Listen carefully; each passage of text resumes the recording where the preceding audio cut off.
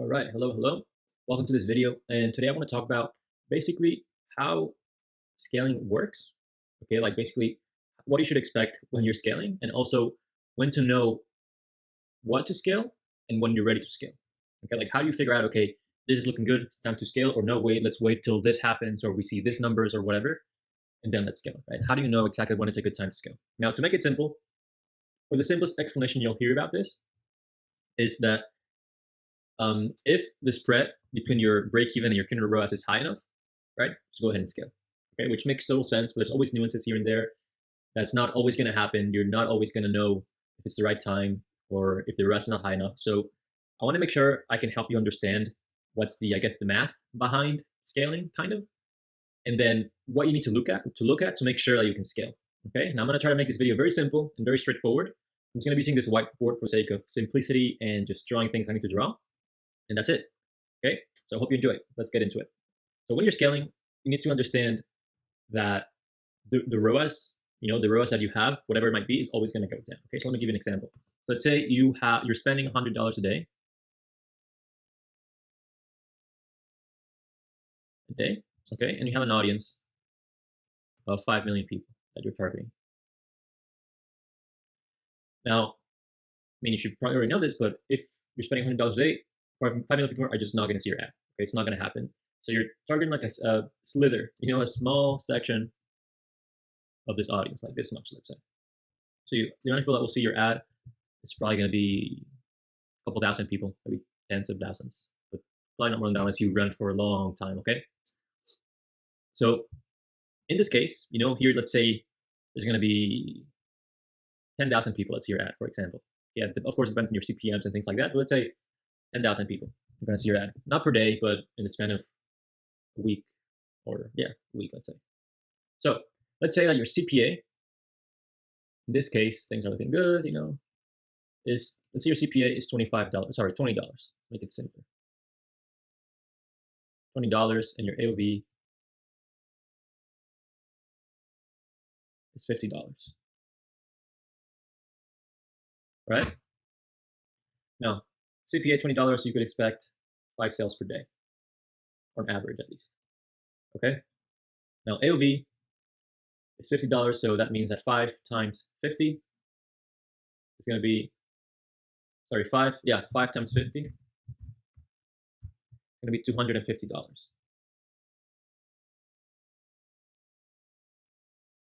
This means that your ROAS is going to be equal to 2.5. Okay, pretty straightforward, nothing complicated here. You got this. Okay, so let's say your break even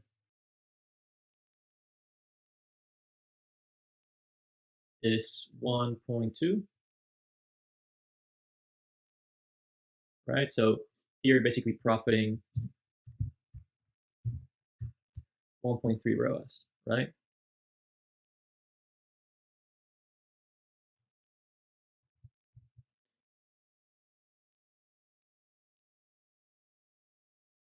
Okay, so your profit is going to be 1 times 3, 1.3 times 100, $130 profit. Awesome. Well, without taking into account the, $130 profit, okay? So you say, okay, 2.5 ROAS. Let's say that's good enough for you. You say, okay, I'm happy with this. Let's scale it up. So what's going to happen here? You're going to go ahead, you still have your 5 million people, 5 million people audience. Now you want to spend $200 a day. Okay, now your CPA, I can show you that most of the time is not going to be the same. When you scale the CPA, will go down. Let's say now it's $25. Okay, so out of 200, you're going to get 8 sales on average. AOV is the same.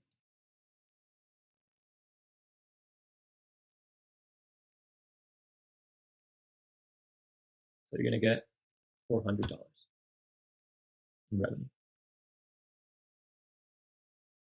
So you profit $200, right? Now your break even, I'm gonna write again, break even is 1.2. The ROAS that you're getting here is 2, so clearly decreased, right?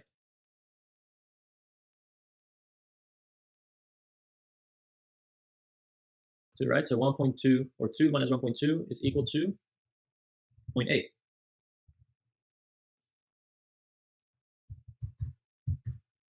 Okay, so what does that mean? That's your profit. So how much is that? 200 times $160. Okay, profit equals 160.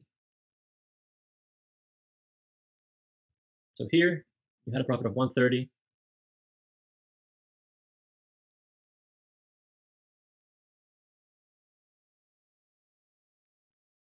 Now you added $60, okay, which is good, obviously, right? If you're adding $60, if you're getting that every day, because you're paying $200 a day, you're gonna be adding $30 per day. Perfect. Okay. Now,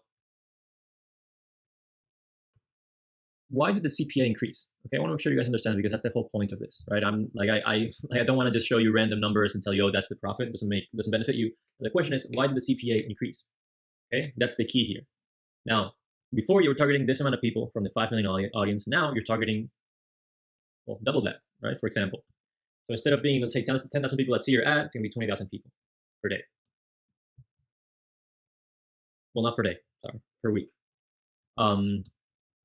So the reason the CPA increases, right? Increase for $5, right? So the reason it increases is because Facebook has to basically sift through more people to find the right people that will buy.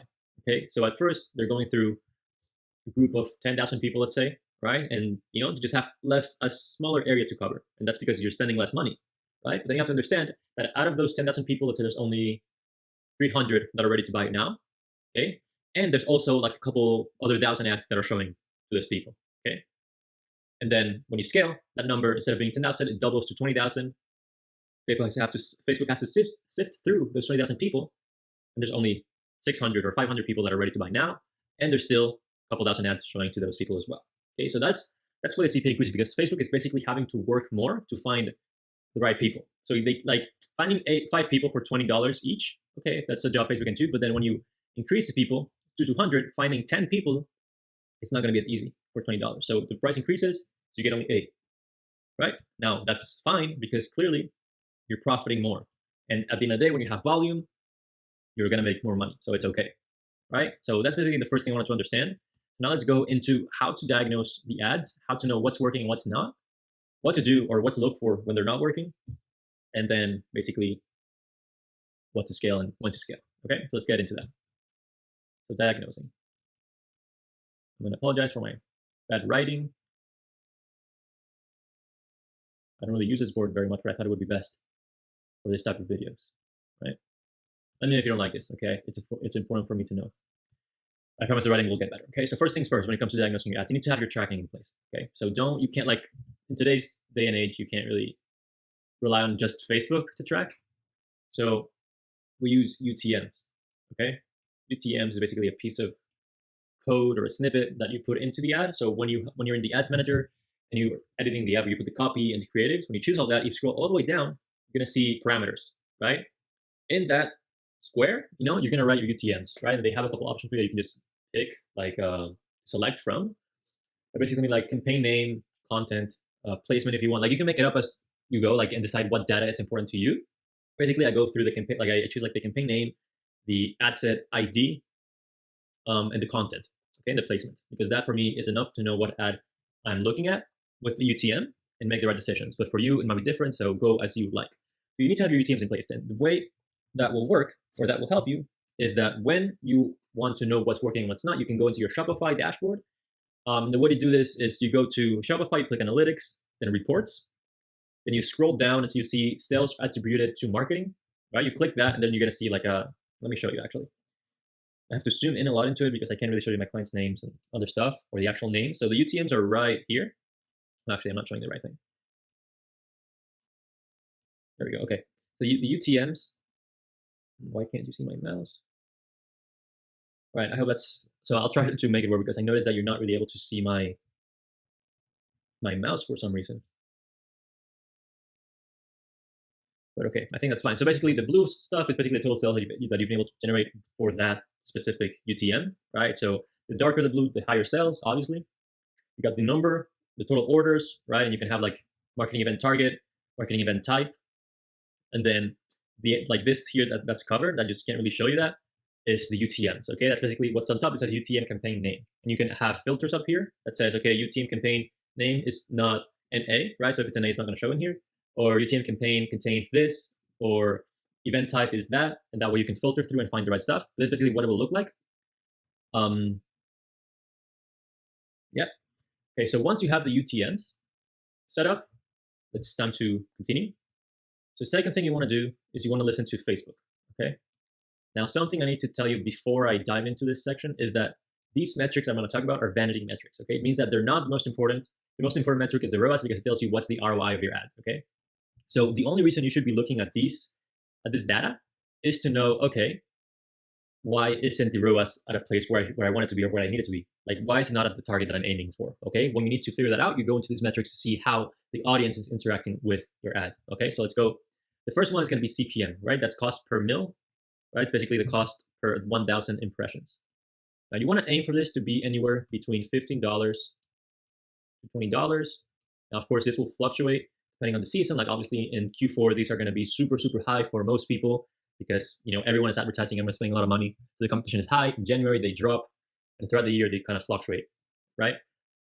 So, but the average you want to have is like $15, $20, unless you know you're in a very, very competitive market. Okay, if you're selling something that a lot of people sell, then it's going to usually be more expensive, and that's fine. Just, you know, that's how your market works. Next one you want to look at is cost per click, CPC. I don't know why I'm running so big. CPC, and this you want to aim to be like at most. So there's like a maximum 1.5 to maybe $2, right? That's like the max you want to allow. If it's more than that, then there's an issue, right? And ideally you want to have it below that.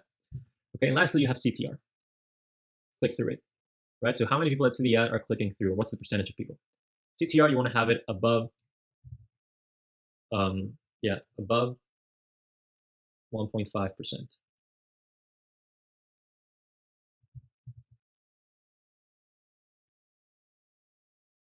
1.5%, okay? If it's below 1.5%, if it's like 1.4, 5 or something like that, it's okay. It should be better, of course. You want to aim above 1.5. But if you're low like 1.2 or 1.3 or something like that's really bad. And you want to make sure you improve that.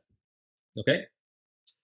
Once you have these, so CPM, cost per mil, is going to tell you like how easy is it for Facebook to find the right people to show this to, right? Because Facebook sort of creates the right feed for each person depending on their interest and what they will like to watch because they want to keep them in the platform, right? So if it's very expensive, it means that people or Facebook is having a hard time showing this to people, right? So you want to go to the ad, you want to monitor the comments and see how people are reacting to the ad. Are they saying positive things or negative things? You want to figure out why the costs are so high. Why is Facebook having a hard time showing this to other people?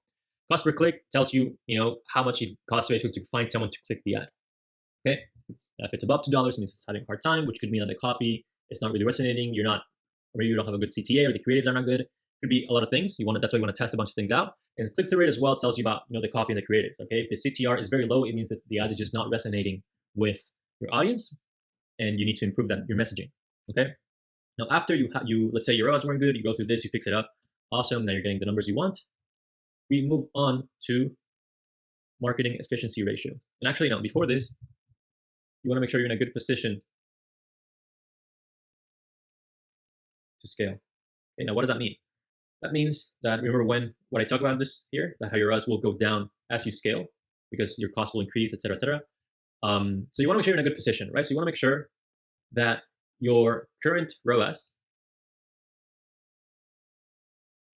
or the spread, right, of this, so that's the ROAS minus the break-even ROAS,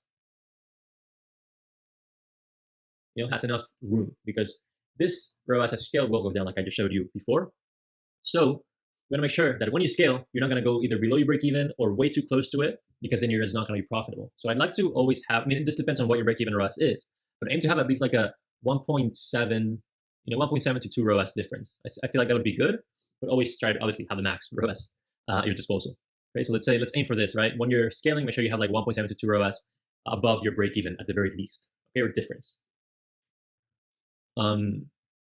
Great. Okay, so after positioning, we move into your MER, which is marketing efficiency ratio. MER, marketing efficiency ratio. So this basically tells you how efficiently you're spending your ad spend. Okay, that's basically what it means. And to calculate this, you're gonna divide the ad spend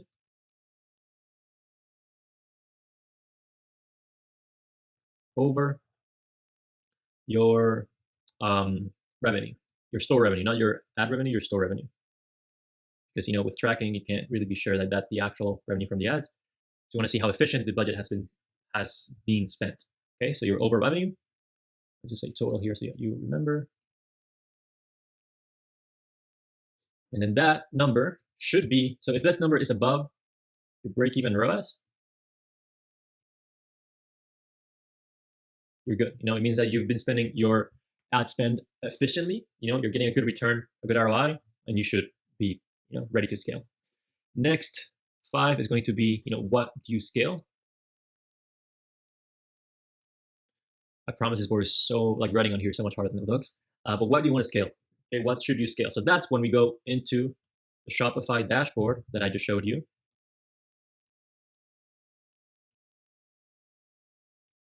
Okay, Shopify. I guess I didn't really have to write that.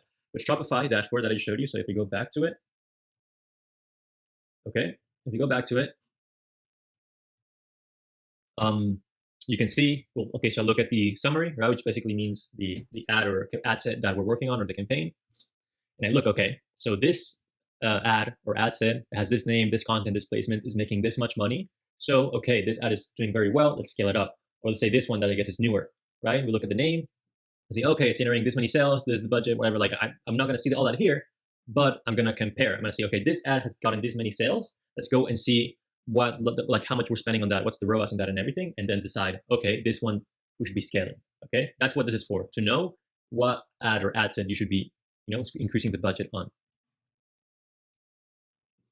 And lastly, the last thing you need to do on here is repeat, because the most important part about Facebook ads or any type of advertising, not just Facebook, be TikTok, Google, and Facebook and YouTube and any other platform, is that you need to always keep on testing. Okay, so it's a never-ending cycle. Okay, so you go through this process, you find an ad that's looking very good, you say, okay, let's scale it. Awesome. So you scale it up, but you need to go back here and start testing new things, right? Start testing new things based on the things that worked already. So you found that, like, let's say people have a pain point about your product, whatever it might be. So that pain point really worked with one piece of copy or creative that you used. So let's get another one based on that pain point, but different, and see how that one works. Okay, and then you want to keep on testing. When the numbers look good, you go through this process and you scale. Okay, so that's all for this video. Now, before you go, I would really, really appreciate that you comment below and tell me what you thought about this video. Was it valuable? Did you like it? Did you like the structure of it? How I recorded it with the whiteboard and stuff? Did you not like it? Why didn't you like it? Because I'm trying to make sure that I'm creating content that you can act on. First of all, like I want to make sure that I'm actually providing value that you can go back and say, okay, Henry said to do this, let me try that out. And you can turn around and do it yourself. And I want to make sure that I'm not wasting your time, okay? Because if you can't really apply the content, then it's not good. So let me know your thoughts. I do want to hear anything you have to say. If you want to tell me, hey, that sucked because I want to hear that. I really appreciate feedback. And yeah, that's all for this video. Have a great day. And the next one will come next Friday, right?